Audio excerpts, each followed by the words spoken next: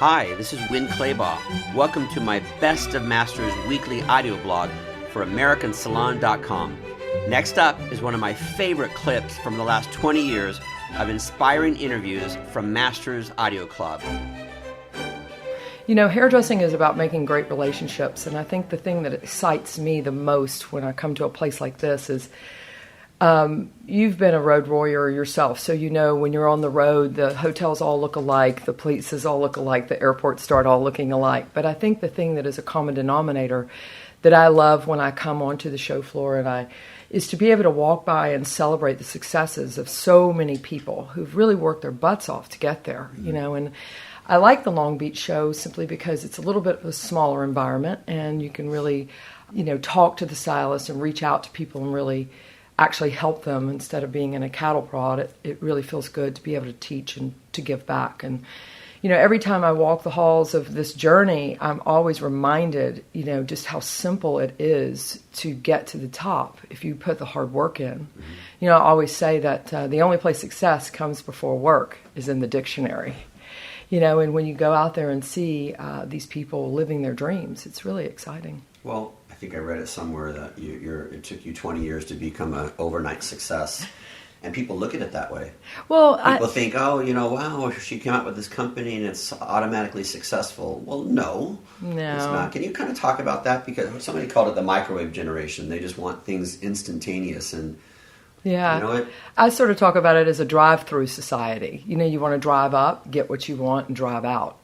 No, you're absolutely right. When I've been behind the chair for 35 years, I still work behind the chair because I love what I do and why I do what I do. You know, my father always taught me, don't mess with your stroke.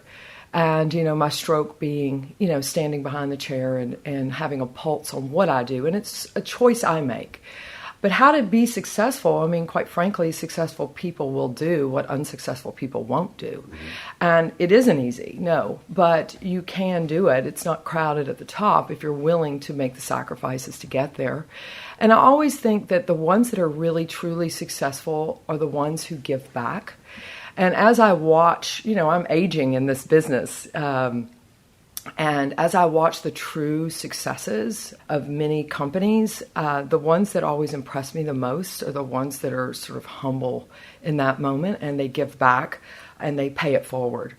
And so, yeah, how do you develop a company? It's not easy, but you have to surround yourself with like-minded people, and you have to be willing to listen, and you have to be willing to reach out to your mentors and your coaches for advice. You know, you have to be able to guide yourself to good decision making. When you say giving back, you're not just talking about writing out a check for a charity. So give us your definition of giving back to the industry that has made you as successful as you are. What does that look like so people understand that? Well, giving back to me is, of course, teaching. And, you know, I always Can I jump in? Because I remember when I had this graduate from my school, and within a year he was successful. He opened his own salon, and somehow he pulled it off, and he was getting some notoriety and everything. And I said, you know, why don't you come back into the school and teach a little class? You know, come in and share with the students there your 1 year journey after graduating. He said, okay, cool. How much are you going to pay me? I'm like, I'm not going to pay you anything. Yeah, exactly.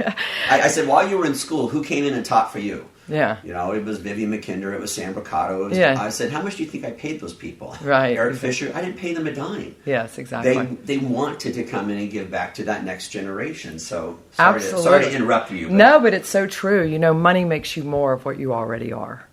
And, you know, so for me, you know, I've been working for free my whole life because it frees me, you know. Right. Money is common. Let's face it, it's common. You have to have a passion to always want to pay it forward and give it to the next generation.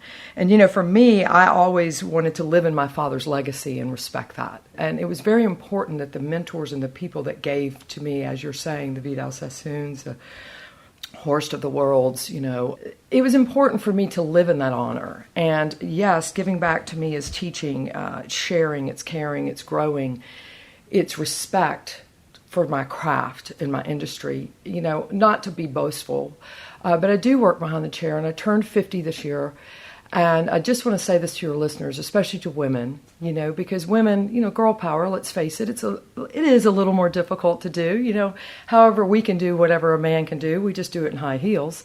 But nonetheless, it is a little more difficult. But, I set a goal this year at 50 that I wanted to do 550 this year behind the chair, and I beat it by one highlight. And that was like a really, really... Wait. Your goal was to do what? 550,000 this year behind the chair. Oh my goodness. Jeez.